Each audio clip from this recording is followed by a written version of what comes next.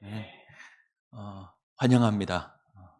제가 설교하는 게 좀 두렵진 않은데 지금은 좀 두렵습니다. 목이 괜찮을까 하는 생각이 들어서 좀 좋아진 것 같긴 한데 조금 불편하시더라도 참으시고 들으시면 좋을 것 같습니다.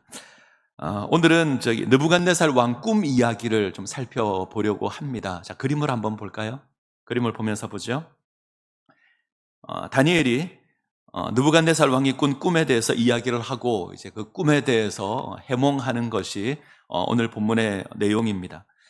왕이 꿈에서 본 건 거대한 신상을 보죠. 그 모습이 굉장히 웅장하고 굉장히 두렵습니다. 머리는 금으로 되어 있고요. 가슴과 팔은 은입니다. 배와 넓적다리는 이제 노수로 되어 있고요. 무릎 아래쪽은 쇠로 되어 있습니다. 그리고 발은 새와 진흙이 섞여 있는데 아마 우리가 이 환상을 본다면 아마 굉장히 두렵지 않았을까 이런 생각을 합니다. 근데 갑자기 사람이 뜨지 않은 돌 하나가 날아와서 이 신상의 발을 쳐서 신상을 부러뜨리죠. 그러자 신상이 부서지고 흔적도 없이 사라집니다. 그리고 우상을 친 돌이 태산을 이루어서 세계에 가득했다. 이게 이제 꿈의 내용입니다. 정리를 하면 금과 은과 놋과 쇠 그리고 진흙으로 된 큰 신상이 하나 있는데 사람의 또 손으로 뜨지 않은 돌 하나가 날아와서 이것을 부서뜨립니다. 그리고 흔적도 없이 사라지고 그 부서뜨린 돌만 땅에 가득합니다. 이게 꿈의 내용입니다. 다니엘이 이런 얘기를 하죠. 이건 앞으로 일어날 나라들과 마지막 날에 주어질 일에 대해서 하나님께서 알려주신 겁니다. 하나님께서 앞으로 될 일에 대해서 왕에게 보여주신 겁니다. 특별히 이제 금머리는 바벨론, 특별히 이제 느부갓네살 왕을 의미를 합니다. 그는 최고의 권세를 지닌 그런 왕입니다. 이 금머리 다음에 바벨론보다 못한 나라들이 일어나게 되는데 이제 은은 메대와 바사를 이야기를 하죠. 우리가 잘 아는 고레스 왕이 이 바사, 페르시아의 왕입니다. 그리고 다음으로 일어나는 것이 이제 놋의 나라인데 놋은 이제 헬라 제국을 의미합니다. 알렉산더라고 우리가 많이 들어봤는데 이 알렉산더 대왕이 헬라 제국의 왕입니다. 그리고 철은 아주 강한 로마 제국을 의미합니다. 이런 나라들이 일어날 겁니다. 바벨론, 메대와 바사, 헬라, 그리고 로마 이런 나라들이 일어날 겁니다. 하나같이 대단한 나라들이고 하나같이 세상을 정복한 나라들입니다. 방금 말씀드린 왕, 느부갓네살이나 고레스나 알렉산더 같은 왕들은 세계를 정복했던 위대한 왕들입니다. 모두 정말 세상을 한번 휘어잡았던 그런 사람들입니다. 아마 그 모습을 생각하면 대단하다 혹은 두렵다 이런 생각을 할 겁니다. 그런데 이 모든 나라와 왕이 끝이 있습니다. 영원하지 않습니다. 아주 강한데 끝이 있습니다. 근데 이 모든 것을 심판할 나라가 있다. 하나님의 나라입니다. 하나님의 나라가 임하면 이 땅에 주어진 이 모든 위대한 나라들은 흔적도 없이 사라질 겁니다. 그리고 영원한 하나님의 나라만 존재하게 될 겁니다. 이게 이제 꿈에 대한 내용입니다. 자, 이 꿈의 금머리에 해당하는 그 왕이 가장 화려한 왕이죠. 이 금머리에 해당하는 바벨론, 특별히 느부갓네살 왕, 이 가장 위대한 왕이 오늘 꿈을 꿨습니다. 자, 의미하는 게 있을 거예요. 가장 큰 권세를 가진 왕인데 이 왕이 하나님 앞에 아무것도 아니랍니다. 가장 위대한 권세를 가지고 있는데 꿈 하나를 기억하지 못합니다. 그리고 이 왕이 결국 하나님을 인정합니다. 자, 2장 47절을 한번 볼까요? 2장 47절. 같이 읽습니다. 왕이 대답하여 다니엘에게 이르되 너희 하나님은 참으로 모든 신들의 신이시오 모든 왕의 주제시로다. 네가 능히 이 은밀한 것을 나타내었으니 내 하나님은 또 은밀한 것을 나타내시는 이시로다.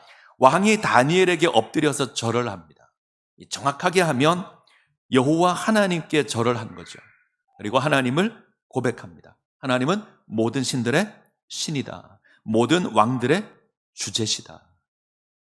하나님께서 이 꿈을 통해서 세상의 주관자가 하나님이라는 것을 드러내셨습니다.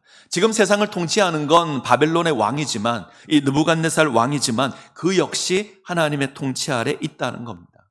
왕이 이것을 인정합니다. 그리고 다니엘을 바벨론의 지혜자의 스승으로 삼습니다. 사드락과 메삭과 아벳느고 역시 관직을 얻습니다. 이게 이제 2장의 마지막 내용입니다. 자, 우리 하나 생각을 해볼까요? 지금 하나님께서 왕에게 꿈을 꾸게 하셨는데 이게 왕을 위한 겁니까? 아니면 포로로 잡혀와 있는 백성을 위한 겁니까? 지금 왕으로 꿈을 꾸게 하셨는데 이 꿈이 왕을 위한 것입니까? 하나님의 백성을 위한 것입니까? 하나님의 백성을 위한 겁니다. 다니엘이 꿈을 알고 다니엘이 꿈의 의미를 알기 때문에 그렇습니다. 왕은 엎드려서 절을 하고 하나님을 인정하기는 하지만 사실 그게 전부입니다. 더 이상의 변화는 없습니다. 그는 하나님을 섬기지도 않고 그 마음에 하나님을 두고 그 꿈을 두고 행동하지도 않습니다. 근데 다니엘은요, 이 꿈이 다니엘에게 의미가 있습니다. 이 꿈을 인해서 다니엘이 하나님의 백성답게 살아가는 겁니다. 우리는 불합리한 세상을 삽니다. 하나님을 두려워하지 않는 세상을 삽니다. 세상에 강한 권세를 지니고 있는 그 강한 권세의 나라가, 세상에 강한 권세를 지닌 그 왕이 다스리는 나라를 우리가 삽니다. 이 속에서 어쩌면 우리는 포로와 같은 그런 존재일 겁니다. 어쩌면 힘이 없고, 어쩌면 보잘것없고, 어쩌면 눈치를 봐야 하는. 그런데 우리가 이 땅을 하나님의 백성으로 살아가는 힘이 있습니다. 그 힘이 바로 이 꿈입니다. 하나님 나라에 대한 꿈, 하나님 나라에 대한 소망, 이것을 인해서 우리가 이 혼탁한 세상을 하나님의 백성으로 사는 겁니다. 다니엘은 하나님께서 세상을 어떻게 운행하실지를 봅니다. 이 땅에 여러 나라가 세워질 겁니다. 화려한 왕들이 세워질 겁니다. 그러나 그 어떤 나라도 그 어떤 왕도 영원하지 않습니다. 때가 되면 다 사라질 겁니다. 흔적도 없이 사라질 겁니다. 오직 하나님의 나라만 남을 겁니다. 그 영원한 나라만 남아서 하나님께서 통치하실 겁니다. 다니엘이 이것을 압니다. 자, 그러면 다니엘의 기준이 뭘까? 다니엘의 기준이 뭘까요? 금의 나라가 기준일까요? 은의 나라가 기준일까요? 노수로 세워진 그 나라가 삶의 기준이 될까요? 철로 만든 강한 나라가 기준일까요? 아닙니다. 하나님께서 통치하시는 그 영원한 나라가 삶의 기준입니다. 사람들은 금의 나라를 자랑할 겁니다. 어쩌면 사람들은 은의 나라를 자랑하고요, 그 나라를 주장할 겁니다. 어떤 사람들은 노새 나라를 주장하고 어떤 사람은 철로 만들 강한 그 나라를 자랑할 겁니다. 내가 그 나라에 속해 있다, 내가 그 나라의 백성이다 자랑할 겁니다. 큰 소리를 칠 겁니다. 우리는 그것을 자랑하거나 그것의 눈치를 보지 않죠. 우리에게는 이 모든 것들을 심판할 영원한 나라가 있다는 것을 알고 내가 그 나라의 백성이라는 것을 압니다. 뜨인 돌과 같은 그 나라가 세상을 심판할 것을 압니다. 그 나라가 이 땅에 임할 것을 압니다. 그러기에 우리는 금이나 은이나 노시나 철과 진흙으로 만들어진 그 나라의 눈치를 보는 것이 아니라 하나님 나라를 소망하는 삶을 사는 겁니다. 때문에 어떻게 사냐면 왕의 진미와 포도주를 거절합니다. 때문에 왕의 신상에 엎드려서 절하지 않습니다. 때문에 기꺼이 풀무불 속에 들어갈 수 있습니다. 때문에 사자굴을 두려워하지 않습니다. 우리에게 주어진 영원한 나라가 있기 때문에 우리가 금의 나라를 두려워하지 않고 은의 나라를 두려워하지 않고 노시나 철로 만든 나라를 두려워하지 않는 겁니다. 도리어 더 당당하게 승리자로 사는 겁니다. 이것이 오늘 우리가 말씀을 통해서 확인해야 될 내용입니다. 자, 두 가지를 확인했으면 좋겠습니다. 첫 번째는 어떤 자가 하나님 나라의 백성인가 하는 겁니다. 자, 이전에 이 이스라엘이 망하기 전에, 포로로 잡혀오기 전에 하나님 나라의 기준은 이랬습니다. 약속의 땅에서 하나님의 성전에서 하나님을 섬기는 자들이 하나님의 백성이었을 겁니다. 근데 나라가 망했습니다. 성전은 사라졌고요, 포로로 잡혀왔습니다. 더 이상 땅이나 예루살렘 성전이 하나님 나라의 기준이 아니라는 겁니다. 자, 하나님 나라의 기준이 어떻게 바뀌었냐면 하나님 나라의 영원한 하나님 나라의 꿈을 가진 자로 바뀌었습니다. 하나님의 비전을 가진 자가 하나님의 백성이 됩니다. 이 땅에 임할 영원한 하나님 나라를 소망하는 자가 하나님 나라의 백성입니다. 이 하나님 나라의 백성으로 세워지시기를 바랍니다. 이 땅의 나라가 끝날 때가 있습니다. 영원한 하나님 나라가 이 땅 가운데 주어지게 될 겁니다. 새 하늘과 새 땅이 주어지게 될 것이고 새 예루살렘이 주어지게 될 겁니다. 우리가 그 나라를 압니다. 그 나라를 소망하는 자가 하나님 나라의 백성입니다. 자, 두 번째 기억할 건 이 나라가 이 땅에서는 잘 확인되지 않는다는 겁니다. 이 나라는 금이나 은이나 노시나 철이 아닙니다. 거대한 신상을 무너뜨린 건 사람의 손으로 뜨지 않은 작은 돌 하나입니다. 이 돌은 건축할 때 사용하는 돌, 벽돌 한 장 정도 될 겁니다. 이 작은 돌 하나가 거대한 신상을 무너뜨립니다. 금의 나라를 무너뜨리고요, 은의 나라를 무너뜨리고 노새 나라를 무너뜨립니다.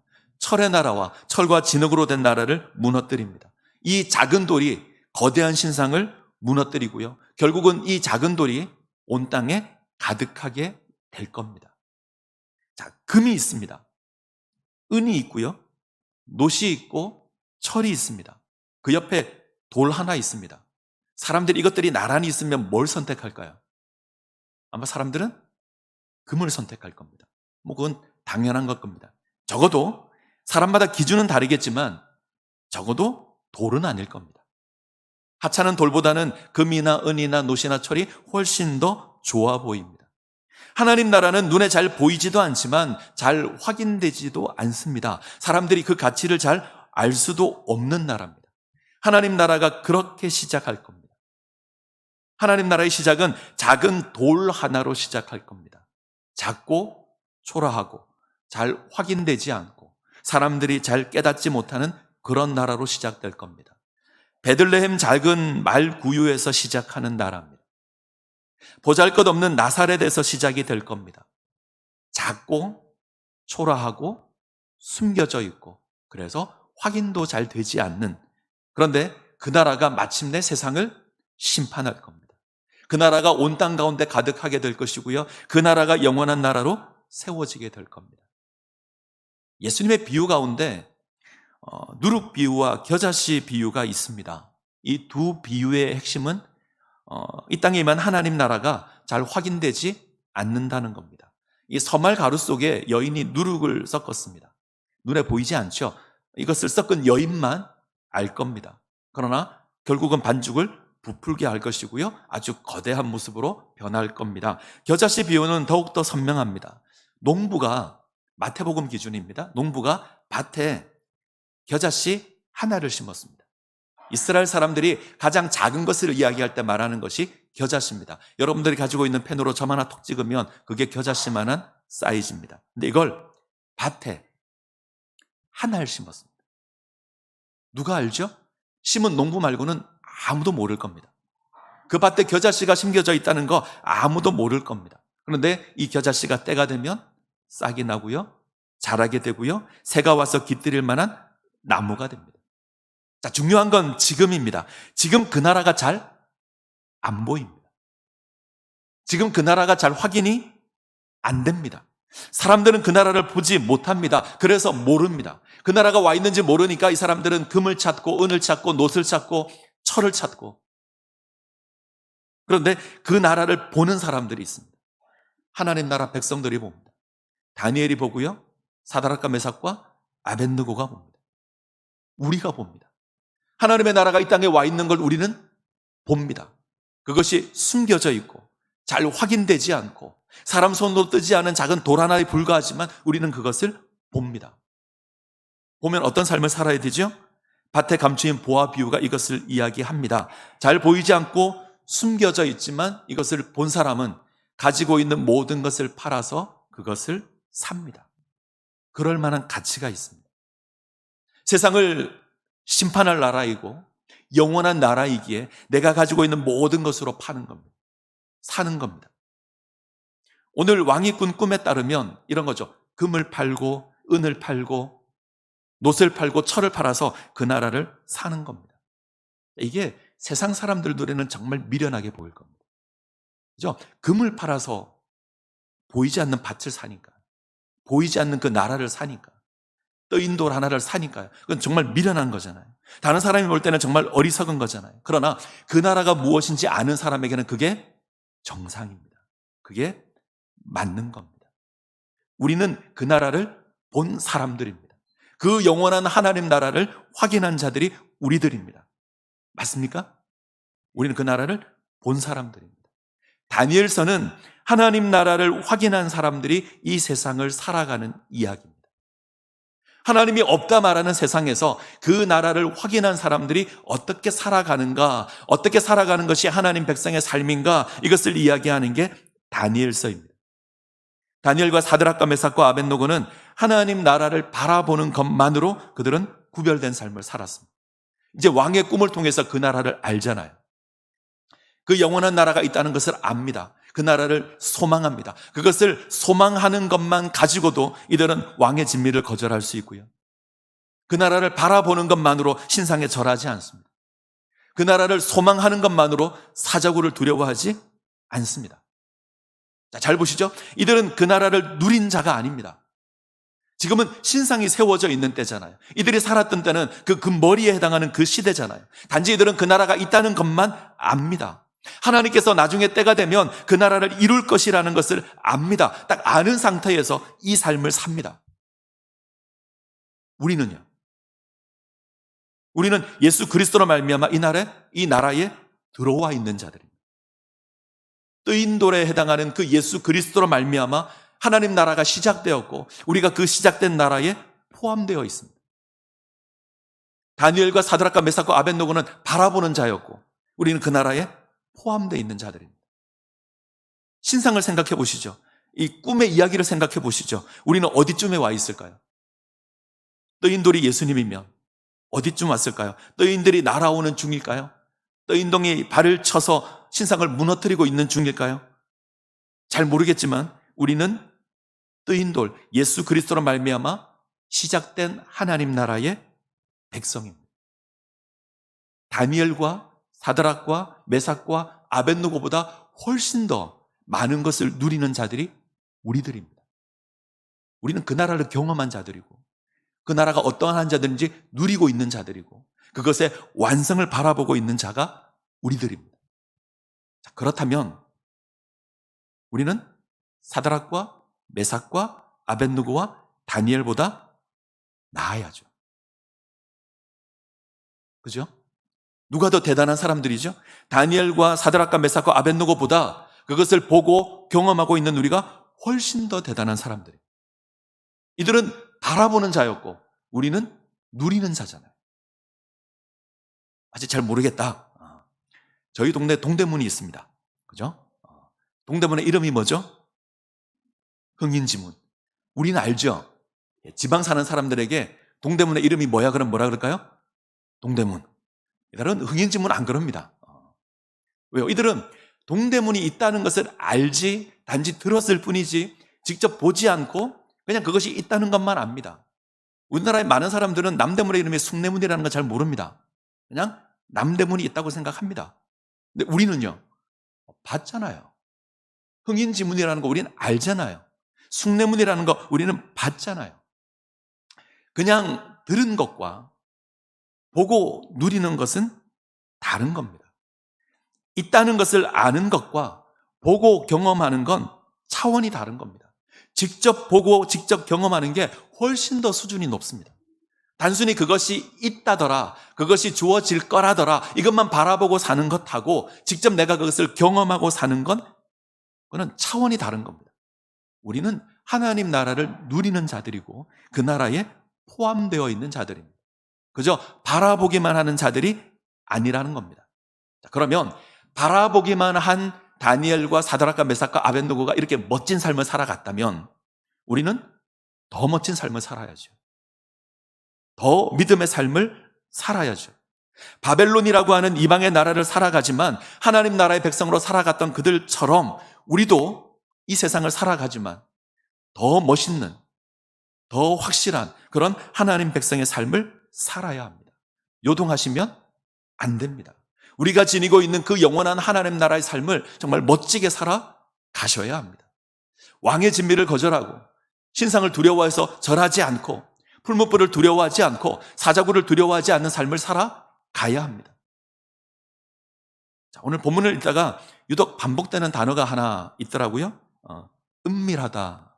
이 단어가 자주 반복됩니다. 다니엘은 왕이 꾼 꿈을 은밀한 것 고백합니다.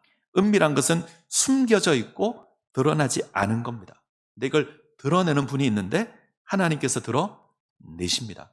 드러내어서 알려주십니다. 자, 2장 28절 볼까요? 2장 28절